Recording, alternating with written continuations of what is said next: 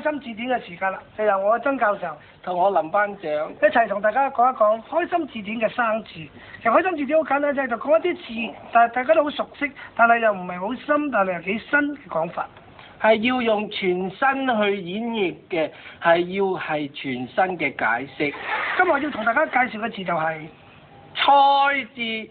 以前菜係代表食得嘅嘢，而家菜係代表你身邊嘅女朋友。如果我話呢個係我女朋友，我就會話嗰條菜。身材好嘅女朋友，我會叫佢做菠菜。普通嘅女朋友又唔係成日見面嘅，我會叫佢做蔬菜。炸家衣嘅女朋友，我會叫佢做榨菜。唔係好熟嘅女朋友，我會叫佢做生菜。喺外國識嘅女朋友，我會叫佢做西洋菜。阿嫲嘅情敵，我會叫佢做椰菜。有錢嘅女朋友，我叫佢做沙菜。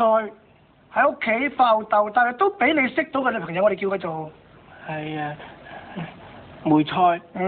識潛水嘅女朋友，我哋叫佢做味菜。幾好啦。係咁簡單㗎。你又想深啲係嘛？深啲。唔知佢答唔答得到？如果你女朋友用手指拮住你本書，你會叫佢係用手指拮住我本書。吉卜菜。女朋友個老豆唔見咗隻馬，你會點講啊？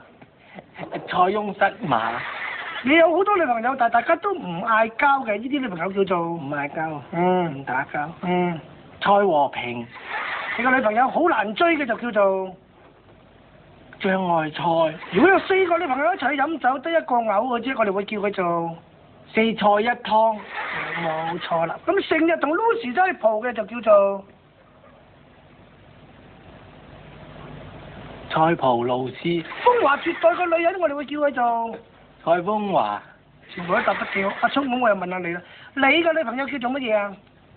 我女朋友梗係正菜咯。你又想？你叫阿聰，你個女朋友應該叫葱菜。咁你又知唔知我嘅女朋友叫做乜嘢啊？你嘅女朋友？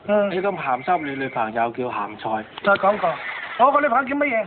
你咁矮，你女朋友叫矮瓜。菜還菜，瓜還瓜。今日我哋講緊菜，講緊菜啊！你仲識唔識講啊？正菜啊！今日我喺西班牙女朋友叫西班牙菜，或者韓國女朋友叫韓國菜，日本女朋友叫日本菜，廣州叫廣州菜，潮州叫潮州菜，福建叫福建菜。呢啲睇人都識講，講啲咁嘅嘢，完全係錯嘅。聾咗都贏到錦標嘅，叫蔡龍奪錦喺南邊叫做蔡麗晶。